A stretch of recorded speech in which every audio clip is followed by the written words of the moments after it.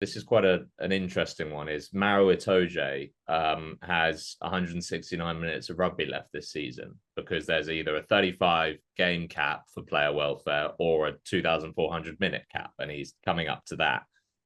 What do we make of that? Does Mark, obviously it's fairly unbelievable that he's played so much rugby, but does Mark McCall have something to think about there? Obviously, as it is, he's not playing every game on the England tour, but the more he plays in the semi-final and potentially final, all of a sudden he's got 20 minutes left. If he plays, I think it's a sign of Saracens, to me, have struggled a bit this season. And I'm not saying they haven't reached the highs occasionally. They have.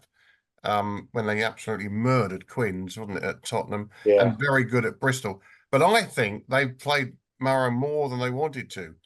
And they've had to get them through some sticky patches. And now you've got the banquet of consequences, as Shakespeare used to call it. There's going to be an issue if they get to the final for England. Yeah, but I think I agree with you. They've had to play their bigger players more. You know, Sarries of old have been very good at player welfare and looking after their players and send them on holidays, which they still do. But because they've not been guaranteed, they've always sat at the top of the pile, haven't they, in Premiership games? They've gone away with England and they've been 10 points clear and they've come back in, and the players they've got in the squad they've always been quite relaxed where they've had to play. But from a Premiership club point of view, Mark McCall will not be worrying about the England stuff. Yeah. You know, if Maro Itoje has an opportunity to play every minute in the semi because he has to, and every minute in the final, Mark McCall will want Saracens to win, which is the right thing to do. You play with your mates for, 20 odd weeks. You want to win these big Premiership finals. They mean so much to you because you've put, a whole season or a couple of seasons into it. He'll be worried about Saracens. The England stuff will have to wait and they'll have to go from there, because I can't see the semi-final being at a canter for any team. So they're going to want Maro on the whole time. How long's he got left, did you say, Ollie? 169 minutes. 169 minutes. Okay. So if they got the final, we'd have 9 minutes left. Yes. Yeah, so if the final not even worth going on tour. No. So if the final went to extra time and there's 2 points in it, Mark McCall is not. I mean, if they get to the final, say, and they go to extra time, does he have to come off? You'd think so, surely. You can see it happening, can't you? But no coach would take him off. I wonder what, I mean, the interesting thing is, what is the sanction if they don't? Exactly. I mean, there would be one. Well, would there? I would think so, surely.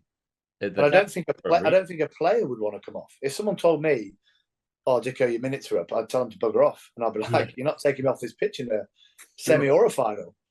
Mark McCall will be ordered to stand on a stage in a clown's outfit and tell jokes for half an hour. That's the sanction. So pretty much what we're saying, because he won't be able to do that. He could be the double act with Borthwick. Can you clarify, Ollie? So 150 whatever minutes left. No, what was it? 169. Okay, but when does the season end and when does it begin? So if he plays 160 minutes in a semi-final and final, is that right? He would have 9 minutes left to play for England this season. On the New Zealand tour, yeah. I think it resets when summer tours are over, and then that's the logical bit. So it is actually a massive problem. It's already a problem. He's going to have 80 minutes on the clock already. I mean, Steve Borthwick, an ex-Saracens man, is probably praying Saracens lose the semi-final. Well, at least he'd get one test out of him this summer, wouldn't he? Oh, yeah, the first one against New Zealand. That's so strange. That is, they're playing Japan. They're going to be able to play in one test. Yeah. I think there'll be exceptional circumstances. Oh, they will on this one, yeah. The new rule, the Maro rule. It is very bizarre. But I mean, it's interesting what you said, Lee, that Mark McCall will obviously be thinking about Saracens and Saracens only in the semis and final. Do you think that would have been the case for the whole season? And that's why we're now in this position? Do you think?